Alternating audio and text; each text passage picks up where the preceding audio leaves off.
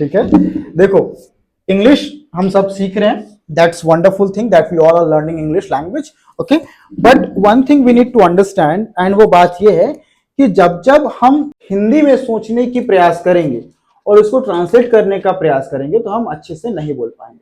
Clear? ये मैंने बहुत साल बाद ये समझा है कि अगर हम हिंदी में सेंटेंस बना रहे हैं और उसको हम इंग्लिश में ट्रांसलेट करके बोलने की कोशिश करेंगे तो हम ज्यादा लंबा नहीं बोल पाएंगे और अच्छा नहीं बोल पाएंगे। ठीक है ना? क्यों? हमको समझना पड़ेगा कि अगर मैं डू यू लगा रहा हूं तो उसका आंसर कैसे देना है, अगर मैं डिड यू लगा रहा हूं तो उसका आंसर कैसे देना है, अगर मैं विल यू लगा रहा हूं तो उसका आंसर कैसे देना है। Is it right? You have to understand the helping verb of sentences, कि हेल्पिंग वर्ब कौन सा लगाया जा रहा है बहुत बेसिक लेवल पर। ठीक है ना? तो जो आपको इंग्लिश में ही समझना है और इंग्लिश में ही बोलना है। ठीक है? टेंसेस गलत हो तो हो, सेंटेंसेस गलत हो तो हो। क्लियर? सेंटेंसेस गलत होंगे तो सुधर जाएंगे, 2 दिन 4 दिन 5 दिन प्रैक्टिस करेंगे तो, लेकिन एक बार अगर माइंड एक्सेप्ट कर लिया कि हिंदी में पहले सोचना है फिर उसको डिलीवर करना है इंग्लिश में ट्रांसलेट करके, तो फिर वो बहुत डिफिकल्ट होता है निकल पाना। ठीक है? तो देखना मैं डायरेक्ट इंग्लिश टू इंग्लिश बोलवाता हूं, पता है कि नहीं? क्लियर? जब हम इंग्लिश टू इंग्लिश क्वेश्चन पूछूंगा ना तो बहुत आसानी से जवाब दे पाओगे। अभी देखो कितने लोग सब हिंदी मीडियम सरकारी स्कूल वाले सब लोग, ठीक है ना? ओके, लेकिन जवाब दे लेते हैं ना, टूटा फूटा जवाब दे लेते हैं ना हम लोग। ठीक है कि I like this, I like that, I went, gone, यहाँ वहां हम कर लेते हैं। मैं कभी भी उसमें करेक्शन नहीं कराता। करेक्शन कब कराऊंगा? जब हम और आगे चले जाएंगे तब हम करेक्शन कराएंगे। शुरुआत में 1-2 बार टोक सकते हैं, हाँ कि हाँ यहाँ गलती यहाँ गलती, लेकिन पूरा शुरुआत में ही टोक देना यहाँ पर गलत बात है। क्लियर? इसीलिए हम जल्दी से नहीं सीख पाते हैं। क्यों? क्योंकि हम शुरुआत से क्या करते हैं, परफेक्शन बनने की कोशिश करते हैं, मतलब शुरुआत से हम परफेक्ट बनने की कोशिश करते हैं। ठीक है, अगर आज मैं पहले दिन स्टार्ट करूंगा कोचिंग, या भी आज मैं पहले दिन इंग्लिश स्पीकिंग स्टार्ट करूंगा तो आज से ही मुझे परफेक्ट बनना है। अब जो व्यक्ति या जो टीचर ये करवाना चाहेगा वो कभी भी बच्चा परफेक्ट कभी नहीं बन पाएगा।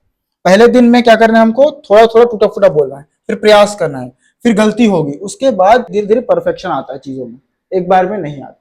ठीक है? तो क्या कोशिश करना है कि मैं क्या बोल रहा हूँ सेंटेंस इंग्लिश में वो समझना और उसको जैसे मन पाए वैसे बोल देना। क्या मैंने बोला?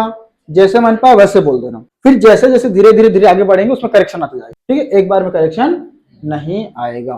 ठीक है ना? और कोई भी स्किल सीखो, कोई भी स्किल, चाहे वो इंग्लिश स्पीकिंग हो, चाहे वो स्विमिंग हो, चाहे वो राइटिंग हो, ठीक है ना, चाहे वो पब्लिक स्पीकिंग हो, उसमें समय लगता है। It takes time. Clear? In this 4 months, we can make a good habit to speak. Is it right?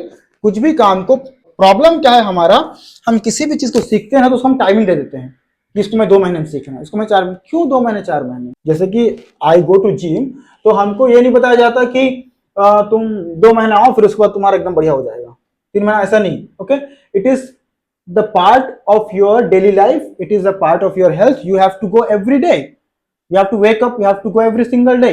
तो जो चीज को हमें रोज सीखना है उसके लिए रोज प्रयास करना पड़ता है, उसको टाइमिंग नहीं देना पड़ेगा कि इसको मैं 3 महीना करूंगा फिर छोड़ दूंगा, 4 महीना फिर छोड़ दूंगा। जो नेसेसरी चीज है उसको रोज करना है। कब करना है? रोज, तभी वो इंप्रूव होगा। ठीक है? Clear? And you are guys doing really good. Okay, थोड़ा बहुत सेंटेंस समझना, बाकी कर लोगे। देखो कितना अच्छा सेंटेंस बनाया, आज गलती उतना नहीं हुआ। ठीक है? तो एक दिन में अगर बोलोगे कि एक ही दिन में हो जाए तो ऐसा नहीं होता है, धीरे धीरे धीरे। राइट? चलिए।